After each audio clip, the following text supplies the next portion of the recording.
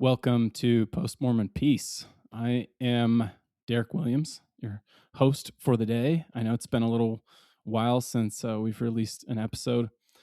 I'm excited for today. I've got Jordan Smith with me, my co-host, and we're going to talk about something that's come up over the last few months, and that is the book Torn, written by Jeff Strong.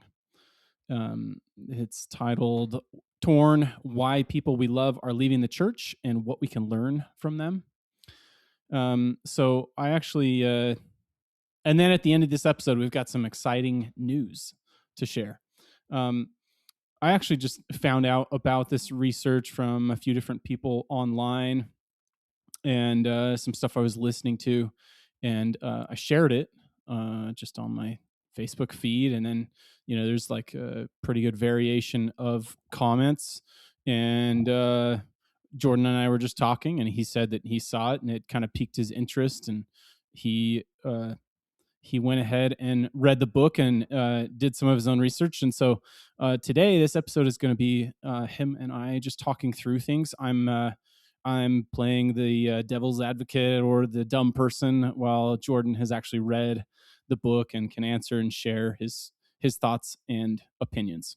So, Jordan, first of all, I just want to say thanks for taking the time. I'm always impressed with your willingness to learn new things, to hear different perspectives. So I'm interested to hear your thoughts about the book, and we can kind of go through, zoom out, just have like a big picture, and then kind of go into depth on some of the things that you like or may disagree with. So, first, just give us kind of like your overall take on the book, and what was your main motivation in reading it? Yeah, so the initial research that you posted was interesting, and there's some really good headlines, which I'm sure we'll get into here in a minute. And that was honestly what piqued my interest, was just how not necessarily the headlines themselves, but the fact that all of this was being discovered by an active member of the church.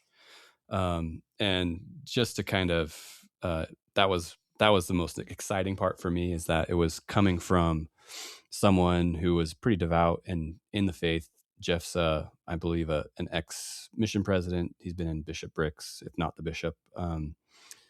And so he's definitely got a vested interest in keeping the church side of the narrative strong. And he was willing to also cross the bridge into the unknown of the post-Mormon world and find out, accurately what was going on and why people were leaving. Because in his own words in the book, is like, if we can't really fix this issue unless we have a grasp of the problem. And a lot of that did come out through his research, which I really, really appreciated. And I think it was a pretty courageous work of him to go through, especially coming from the devout side of this issue. Because as we know, people who speak out or say unpopular opinions in the church, often that doesn't end well for them. So I think it was a really courageous thing. It was very well motivated.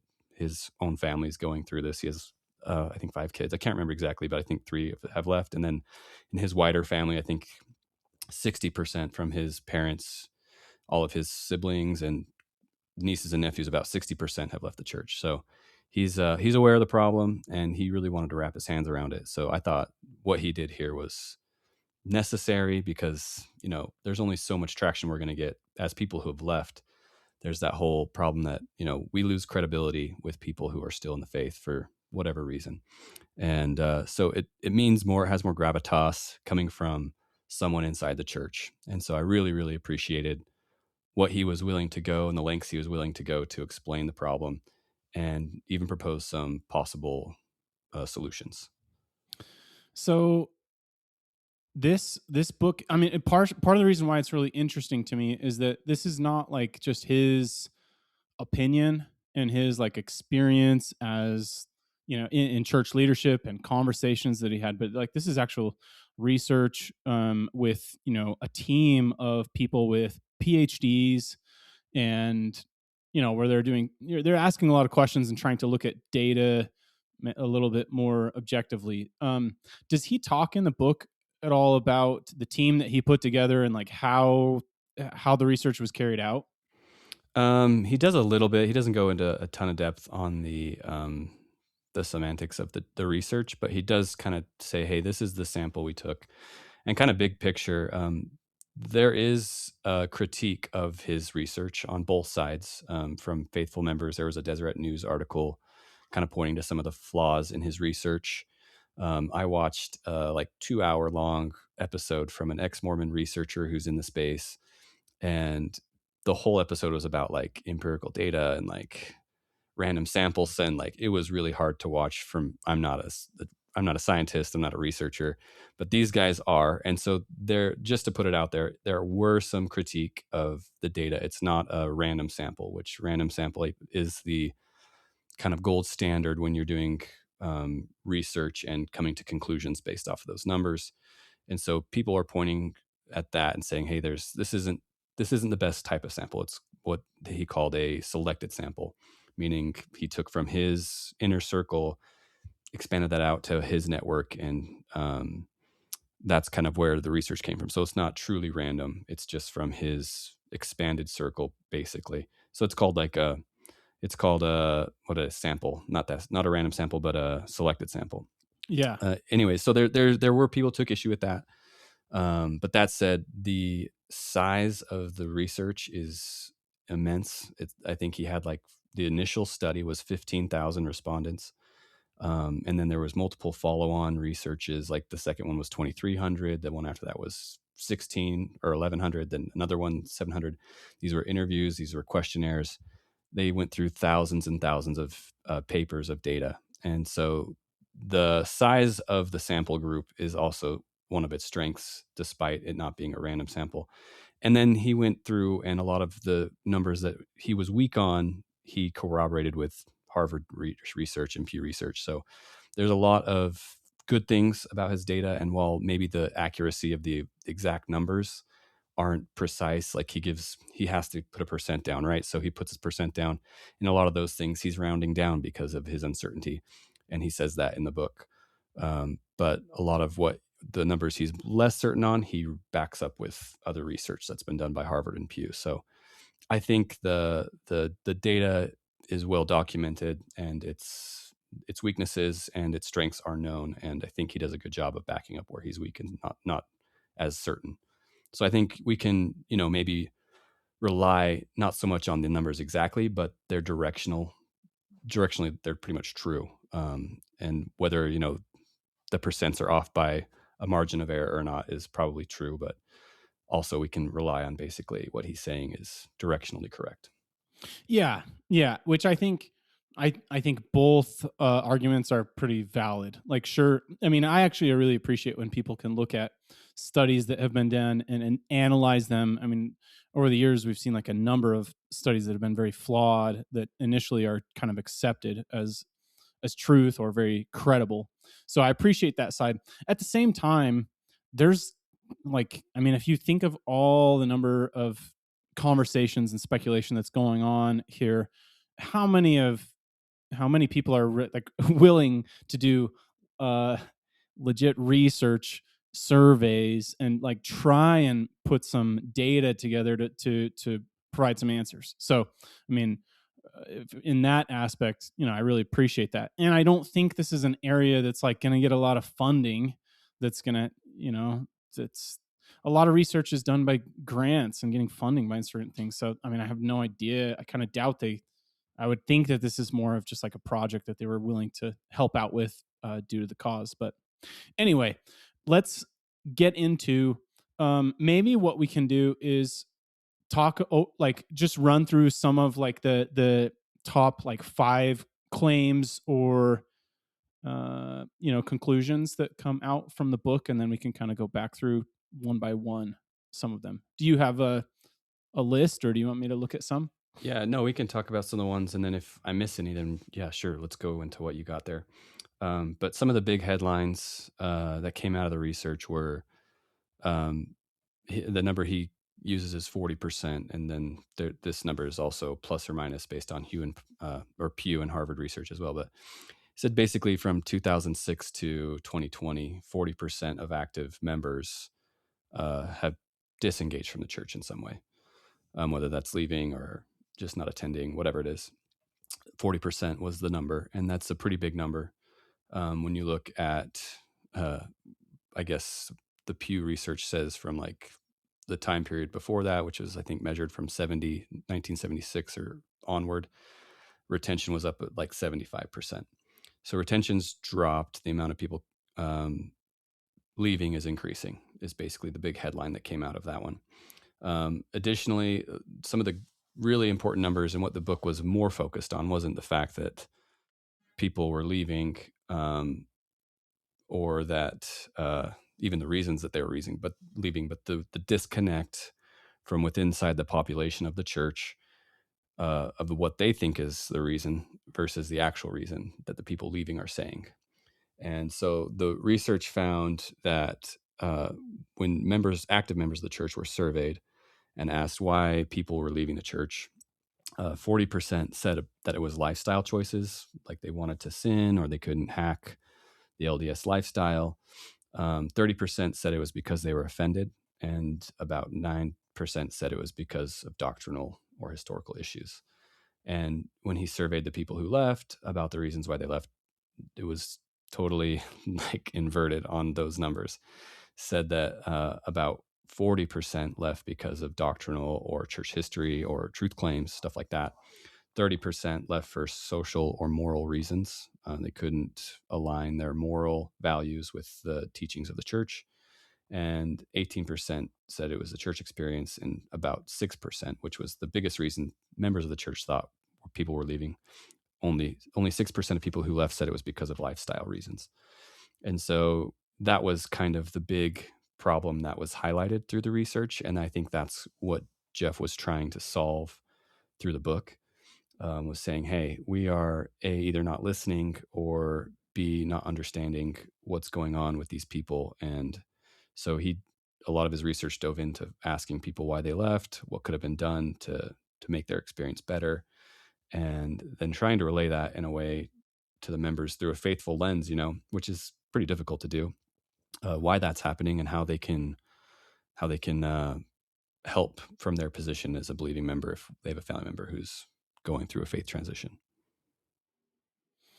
Yeah. So, yeah, a lot of good things there. I think the things that kind of stand out to me the most are, I think probably a lot of us have felt that there's a good amount of people stepping away from the church. I think even active members probably have a feeling, but even if they see like the church reporting something like, oh, church membership has grown, convert baptisms have grown, like it's almost like a out of sight, out of mind. Like, okay, just focus on this.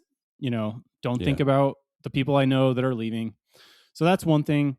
Um, I think it makes total sense about people being wrong about why people leave the church. I was in that camp as well. Like when I was an active member, I thought people left mainly because they just weren't willing to commit to the the principles, the doctrine, and stuff like that. So that's same. um, go ahead. No, I was just saying same. I agree. Yeah, that's what I Mm. thought too. Um, and then it is interesting to kind of see the buckets of people. Um, and so I think it'd be fun to kind of talk through that. Like which bucket are you in? Which bucket am I in? And then he also talks about he calls it the disaffiliation, right? He says the disaffiliation appears to be accelerating and gives kind of different time frames: early 2000 2010, 2010 to 2014, 15 and 19, 20 to 23, looking at a study that it's this very upward trajectory that almost seems to be like doubling every 5 years.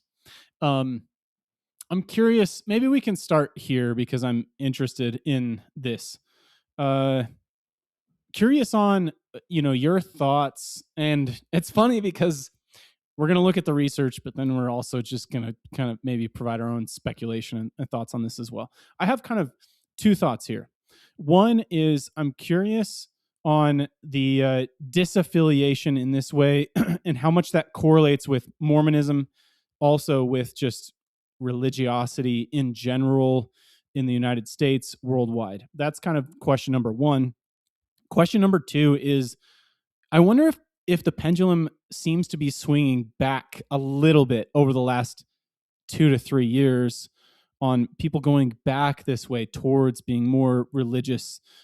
I feel it in a sense a little bit with people becoming a little bit more Christian, realizing Christian values, possibly, within the church, members being a little bit more comfortable with nuance and remaining active, or even going back to church for certain things. So, what are your thoughts on those two those two things, if you can remember both of them? Yeah, that's a good question. I tend to agree with a lot of what you just said. Um, yeah, I think that there was, first of all, the first part, I think LDS disaffiliation sort of lagged the rest of the country by maybe a decade or two. My experience, this is just me speaking from my own view and what I've experienced in my life, but people that I've worked with who come from out of state or never lived in Utah, growing up in the East Coast, Midwest, whatever it is, uh, a lot of them experienced the same thing I talked about, but they experienced it from other faiths, whether it was, Baptists, charismatic Christian, Methodist. There was sort of the same sort of, I would say, secularization of the Christian world, but I felt like it happened. All those people who left that sort of ideological thinking did so like in the 80s, maybe even before that. I felt like there was a big sweeping movement. And I think when I read Hitchens' God is Not Great, that was kind of supported by what he was finding then. But it's been a long time since I read the book, so I couldn't quote you the exact data on that. But um, yeah, so I think that wave started quite a bit before the LDS one, which is, starting to accelerate here in 2006 based on this research. Starting to begin a little bit before then, like maybe in the early 2000s, late 90s, but really didn't get underway until later. So I feel like, yeah, what's happening with the LDS faith is similar to what's happening across the rest of our country with Christianity and other religions, but it seemed to me to lag by a decade or two, for whatever reason that is. I could quote maybe internet, social media, whatever it was that really helped spread information. But yeah, I think that is correct. I think we are kind of part of that similar wave of secularization, and I just think maybe our wave of disaffiliation happened a little bit after everyone else. Is the point. And then part two, I do think that there is sort of the crisis of meaning going on as well. I mean, uh, as there's been like people leaving religion en masse, you leave in what religion does well is it gives you meaning and purpose and a clan, a tribe, a culture if you need that too. And so when you leave, you don't have those things, or you look temporarily or for a period of time for those things elsewhere. And I really, to credit the LDS faith, which I was a part of, no one does that really better than religion does. I haven't found a good substitute for having a community outside of the church itself. For me personally, I haven't found the problems inside the faith to outweigh the need of a culture. And I've been able to find family and friends and a connection in other ways that are meaningful to me to fill that void that the church left. So I could see how there are people that might not get that the way I do, and they might be itching for something more. And so, yeah, I do agree. I think that there is sort of that pendulum swinging back towards people wanting to attend or find something to be a part of that's more than just themselves. I think that's like just Christian nationalism, stuff like that has been on the rise. And there's good forms of that, there's bad forms of that. But yeah, I definitely agree. So I'm gonna dig a little bit. When you think about that, when you think, okay, let's just speculate and say, okay, the pendulum is reversing. There's more people going back to church, joining the church, and stuff like that. And I'm talking specifically about the LDS Church. Yeah, yeah. Um, does that make you uncomfortable or irritated, or like any, do you have any type of like emotional response to an acknowledgement of that? I'm not a it's there's maybe if you would have asked me 3 years ago, yeah, there would have been, an emotional response. But I think now where I sit, I'm comfortable with people believing however they want to, and if there's gonna be a movement back towards faith, that doesn't bother me, it doesn't make me uncomfortable. And one of the analogies in the book, Jeff talks about the fiddler on the roof, and uh, how the same thing happened in Jewish society just centuries ago, right? They came to this same sort of head that the LDS faith is now kind of looking at. Hey, we got people leaving. What are we going to do about this? And they had that same kind of grapple a long time ago. And that's a lot what Fiddler on the Roof is about. This the TLDR is this man's daughter marries a Christian dude. That's the big conflict. Um, so what do we do with that? I think one of the things I wish actually we could do in LDS culture, and the book is a lot about culture. Um, One advantage the Jewish faith has is it's also a race. So you can leave the faith, but how do you leave a race behind, right? And so it had this really strong uh, connective tissue that we don't have in the LDS faith, where they realized, hey, family and blood is more important than beliefs, and we're gonna allow people to participate in our community, whether they believe in God literally or if they don't believe in Him at all. They're a part of our family. And the Jewish faith now, I mean, I have a lot of my favorite writers are Jewish, and they are totally secular, totally atheist, agnostic, but they still go to bar mitzvahs and participate in all of the Jewish traditions and rituals, and they have a significant meaning to them because that's their family, that's their blood, that's super important. And I mean, in my ideal world, we would have that in an LDS context.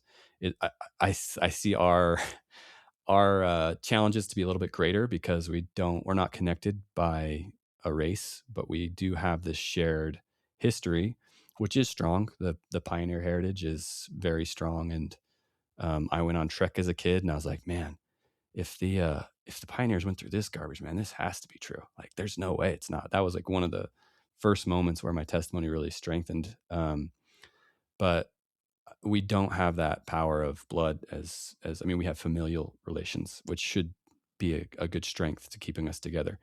But ideally, I would love that if we could have a way to welcome people who have questioning minds or problems with the doctrines, and allow them to participate in the rights and the community of the church without having to sacrifice their beliefs. I think that'd be great. Yeah, it's funny you say that because my brother has talked for years about exactly what you just said. He went to he got his master's in Scotland, and he was around a lot of different religions, but he talked about being really jealous of Jewish people for that exact reason, that they could basically be really pretty secular in their beliefs, but still feel like they're very much, that like you said, it's very much cultural as well as religious. I'm sure you're still going to find people in Judaism that are, more orthodox and be bothered by family members that are not as strict, but it's the culture is different. And I do think that we can, over time, we can make changes and get there. And I think you could make some arguments that we're partially on that path already at this point.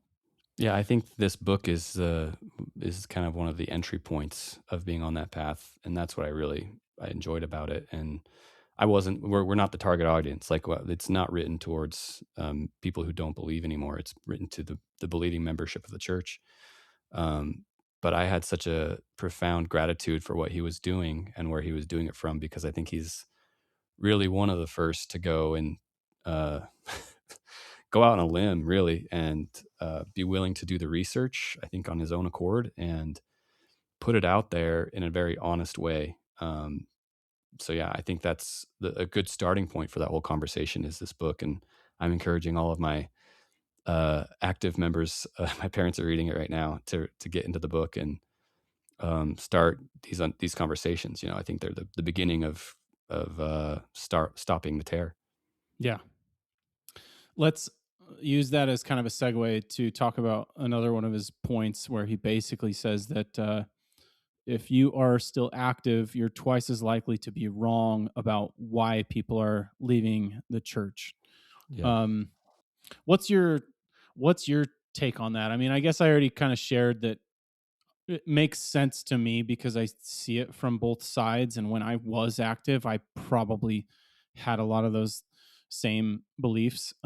So yeah, what's your take? And did was your perspective, I don't know, strengthened or enlightened in any way after kind of reading more about this? Um, yeah, I think it aligned with what I believed already. Is that the more orthodox one is the more incorrect you will be about the reasons why people left. So those that those points we just quoted earlier about what believing membership um, thought was the reason people were leaving. The ones that were more orthodox were the ones choosing uh, the wrong answers more frequently, and the people who were a little more nuanced were the ones who were a little bit more aware of some of the issues and actual reasons why people were leaving. And it seems pretty obvious to me why that is. I think that's just because when you're uh, believing and you see it more black and white, you're going to believe the reasons for people leaving that align with your beliefs more. There's less room for a nuanced or answer that conflicts with your beliefs. And so I think that's a pretty self-evident uh, piece of information to me as well. I see that as aligning with how I experience members of the church and how I was as well. Like I think I was a fairly orthodox believer when I was in the church. I had a very black and white, rigid worldview and a very black and white understanding of the gospel. It was all or nothing kind of thing. And so I definitely aligned with a lot of the reasons. Like when I had friends leave and I'd have conversations with them, they would try to tell me, and I would just be like, oh, yeah. It would just confirm what I already thought in my mind of like, oh, yeah, you just couldn't handle it. You just wanted to go live this lifestyle and blah, blah, blah. So yeah, I would kind of have that same confirmation bias. So that all made sense to me too. Yeah. So, for those of you listening, after Jordan finished the book, he basically like wrote up kind of a synopsis that he sent to me. And if you're okay, Jordan, I'm going to read Sure. part of it. You said, and this kind of goes along with what we're talking about. You said the strongest part of this book is its honesty about what it's actually like to leave. It does a great job dismantling a lot of the common assumptions that people leave because they're lazy, offended, sinful, or just want an easier path. Instead, it presents faith transitions as deeply personal, often painful experiences that can leave people feeling isolated from the communities they've spent their lives in. Talk a little bit more about the emotional side of what you're touching on here. Yeah, I think what he's saying in the book is what I would wish every person that I loved and cared about that's still in the church would also see. Um, I just felt very seen by everything he was doing. He went there, like he wasn't like he might have had his preconceived bias of why people left the church, but he was willing to look beyond that and find out the real reason, no matter how uncomfortable that might have been for him. And I imagine as members of the church read this, it'll be uncomfortable for them. And my opinion is that if it's the truth, it doesn't really matter if it's uncomfortable or comfortable. We should look at it and understand it the best we can, and then that's the best way we can move forward. But it, I try to channel my believing self when I'm reading some of this stuff. I'm like, man, this would be really hard to do if I was a member of the church, like just to digest the research that he did. And then for him to present it in a way that was loving, empathetic towards the people who have left, but also trying to help the members of the church see the issue without harming their faith. He did a really good job. Yeah, you also said, I thought the relationship advice was excellent. The emphasis is on listening, staying connected, and choosing the relationship over compliance is something that families could benefit from. The book is at its best when it's helping believing members love people well instead of trying to fix them. And when I was when I shared this on Facebook, and I was kind of like talking through it, different people were kind of saying different things, and it's totally fine to have different takes on stuff. Um, but one of my responses to different people that were kind of sharing things is just that at the end of the day, I think more important than which side of the fence you're on is how well you can love and accept the person across the fence from you. So I think, well, I guess, tell me any more perspective you would add to that the book advocates for as far as this approach with these relationships. Yeah. So Jeff uses the analogy of soil and uh, seeds being planted, a lot like the parable of the sower in the scriptures. It's all very familiar. But he talks about how the church culture represents the soil that we're all in, and the seeds are us. And whether we grow or not, or we wither and die, is up to the soil. And so he's saying, hey, it's up to us individually to shape this culture, to shape this soil, so it can be beneficial to all. And the book isn't really arguing that the church isn't working. It's just saying that the church is working for some people, and it's not working for a growing number of others. And eh, the lever that Jeff chooses to pull in the book is saying, hey, as individual members, if we can be there for other people when they're going through this faith transition, maybe this would end better. One of the stats in the book that kind of shows why he's doing that is because I think he said 89% of people who go through a faith transition or faith crisis of some sort reach out to someone while it's happening. Reach out to someone in the church, and of the people that they reach out to, family members, church leadership, those conversations are not helpful. The stats show that I think 14% who reached out to their parents found those conversations to be helpful. So only 14%. And again, pretty much everyone's reaching out on their way out. They're trying to figure this out. They're going through something, and they're reaching out to members of the church, people they know, and only 14 found conversations with their parents to be of use. So I don't know what that says about the remaining 85%, but I don't think it's great. The people who reached out to a Relief Society president said about 10% of those conversations were helpful. And then the people who reached out to like church priesthood leadership, like a bishop, elders quorum president, or bishopric member, said 5% were helpful.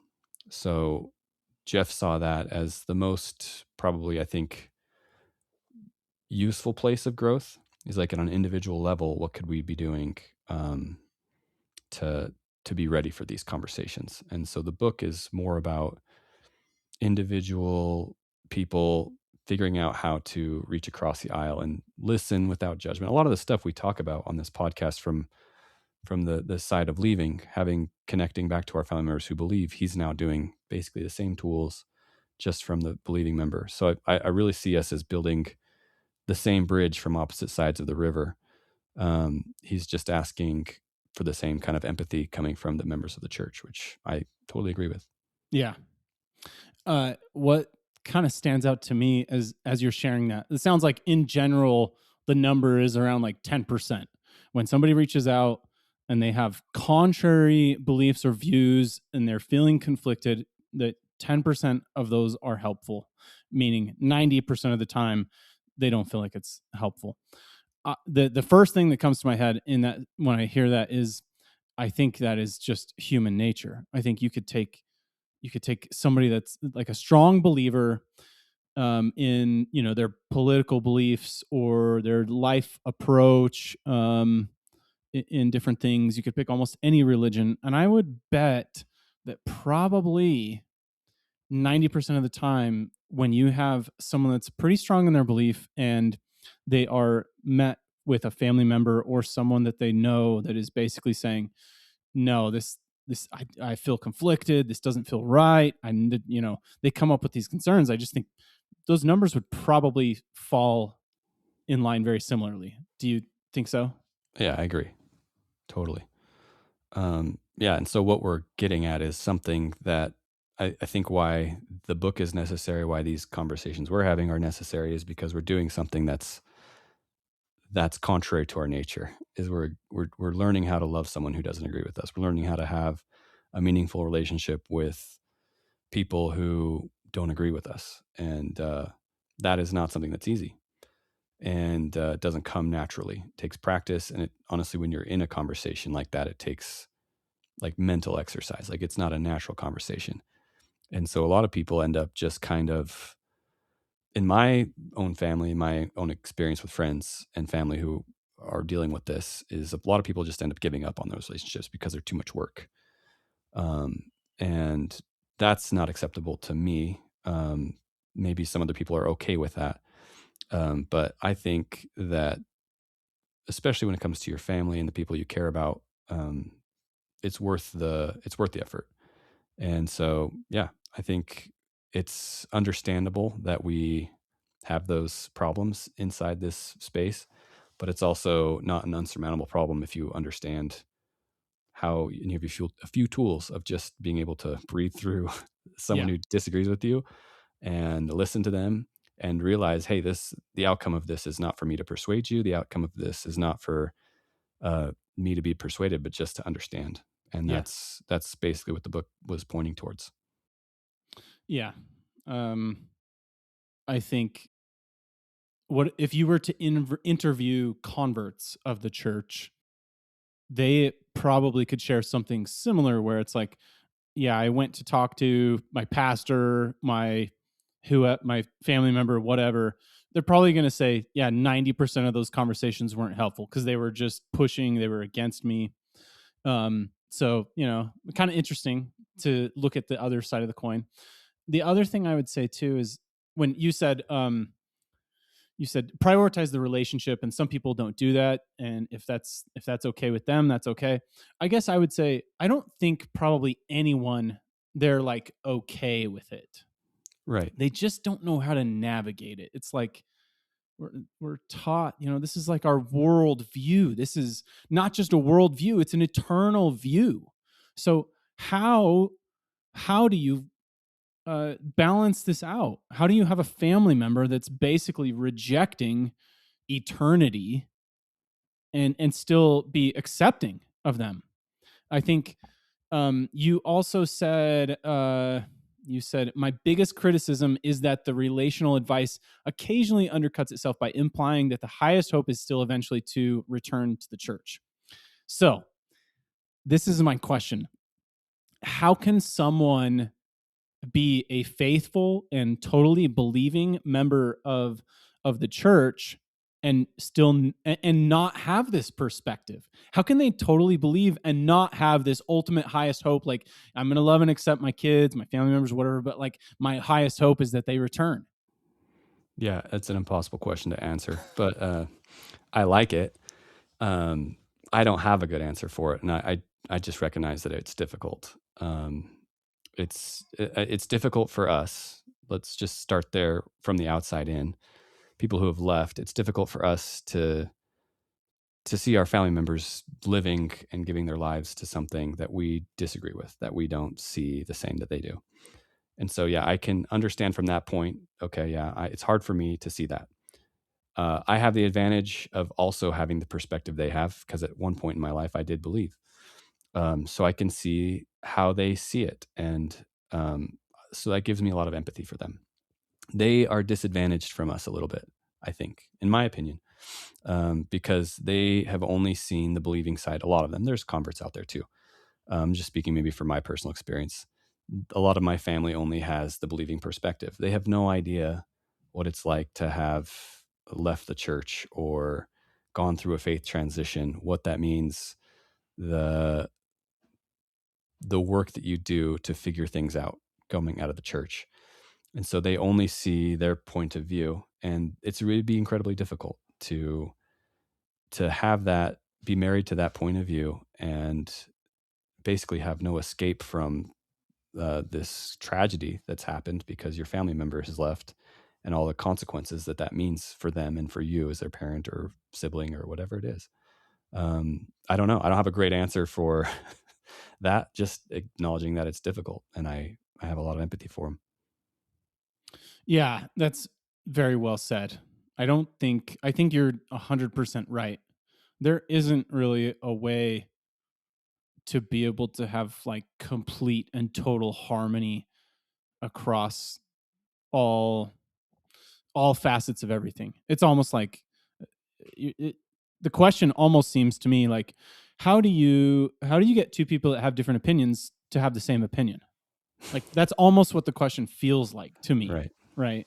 So in a way, what's the most beneficial thing? The most beneficial thing is just to be able to, for me personally, to be able to understand the person across from me.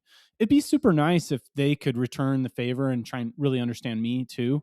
But really the biggest benefit is just me being able to understand where they're coming from.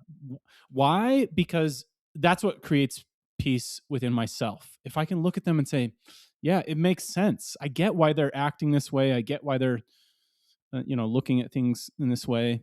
Um, I've talked about this before, but one of the most helpful things I've ever read in my entire life comes not from a relationship book or anything like that. It was from a financial book, and it's called The Psychology of Money by Morgan Housel.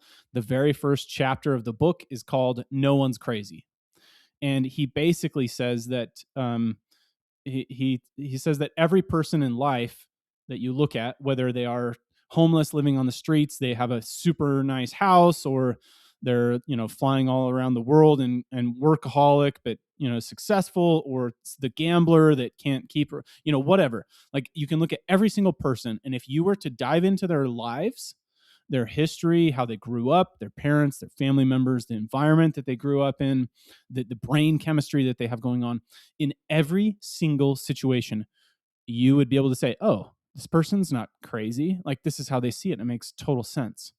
And for whatever reason, that really clicked with me. And that just carried over into all these other situations in life where I just, I don't know, in a way, it feels like sometimes I have conversations with people and they're like, no, this is a bad person. They're doing this and like stupid, like they're making comments and statements like that. And I, for the most part, I refuse to give in to that. And I say, you know what? I don't agree. Yeah, I definitely disagree with what they're doing and these decisions and stuff like that. But I think with what they have in life, they are making a decision that they think makes the most sense. People don't people don't logic think through something in their head and then make a decision opposite of what they think. So that's been helpful for me. Any thoughts from you, Jordan, before we go to the next thing? Yeah, I'll just to kind of go along with that, I to backtrack a little bit what I said, because I think as people who have left, we kind of do that a little because we oh, I've been there, I know exactly how they're thinking, and so maybe we impose empathy where we're not actually being empathetic, and so you really don't know. And my own family has evolved so much since I've left. You really don't know what they're thinking unless you're talking to them and having these conversations. So never assume that you know what's going on in someone's head just because you've been in their point of view. Um, because sometimes I've been wrong, and my parents have surprised me, my friends have surprised me.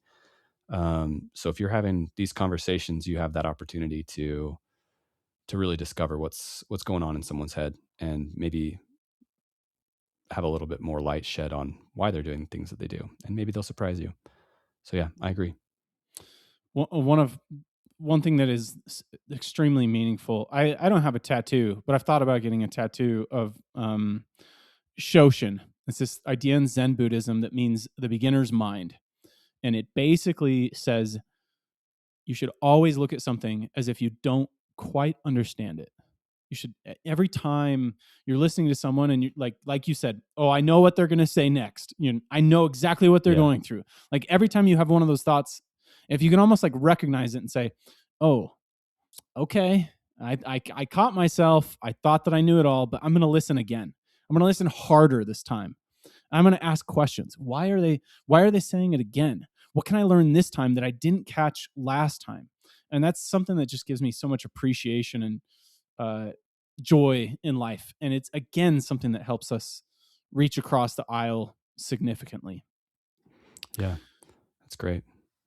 So let's kind of wrap things up a little bit. Okay,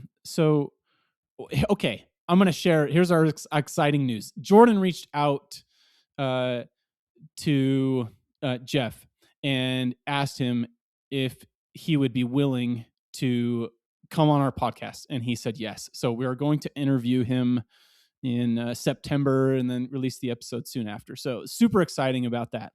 Um, I appreciate you doing that, Jordan. And it'd be really fun to continue to get other guests and things. So if you guys have recommendations, feel free to message us, postmormonpeace@gmail.com. But Jordan, you said again, like, okay, I shared kind of what you said on that criticism of the book.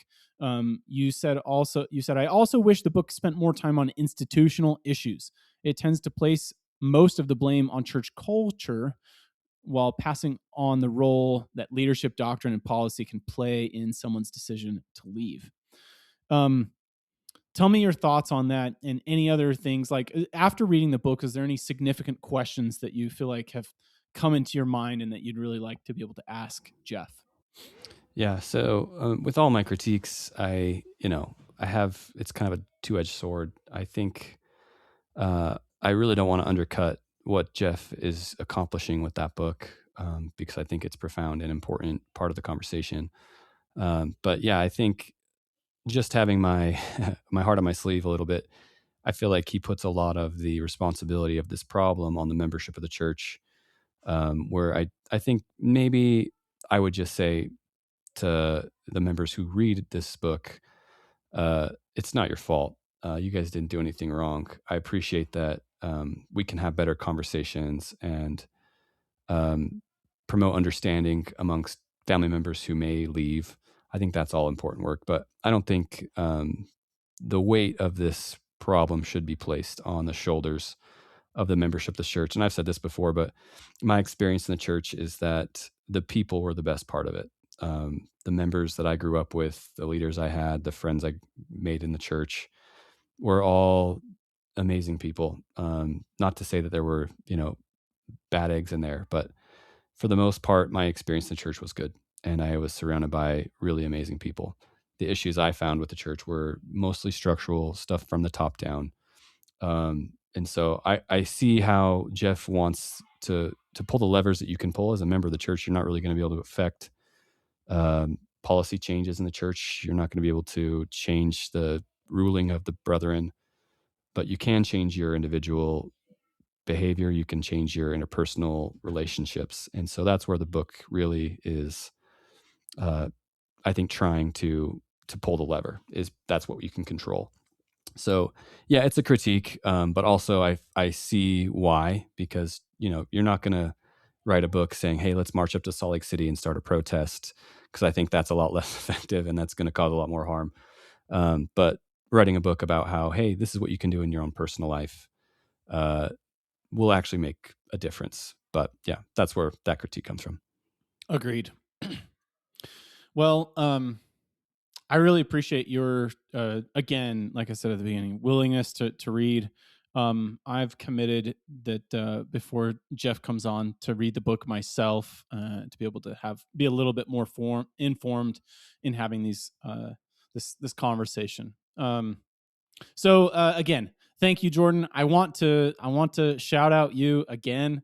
I know I've shared a little bit in the past, but at some point, a year ago, maybe longer, I had been doing some episodes, and but had kind of cooled off, and Jordan reached out, and I was like, I don't know, like I'm kind of nervous about this and this, and Jordan basically responded and said, you know what, Derek, the right thing to do shouldn't be impacted by your fear of repercussions or other things. And it was exactly what I needed to hear at the time, and it kind of gave me a little bit of motivation and courage.